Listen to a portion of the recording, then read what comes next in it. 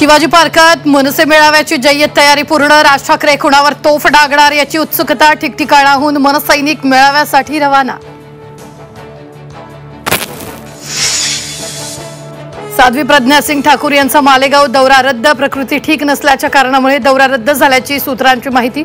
साध्वी प्रज्ञा सिंग मालेगावातील संत संमेलनाला राहणार होत्या उपस्थित।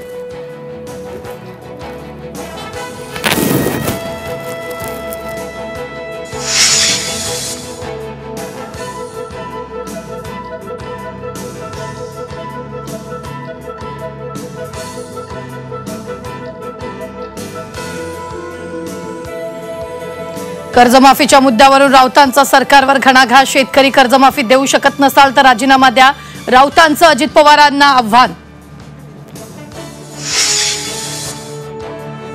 भारत जगाला दिशा देणार। नागपूरमधील कार्यक्रमातून नरेंद्र मोदींनी व्यक्त केला विश्वास।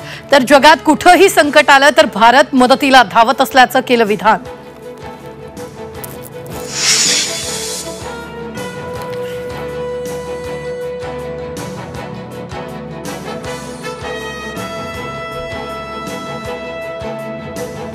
नागपुरातील माधव नेत्रालयाचं पंतप्रधान मोदींच्या हस्ते भूमिपूजन।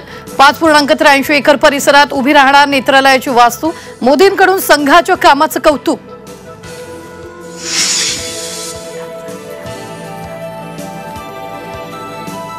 कोरटकरची न्यायालयीन कोठडीत रवानगी।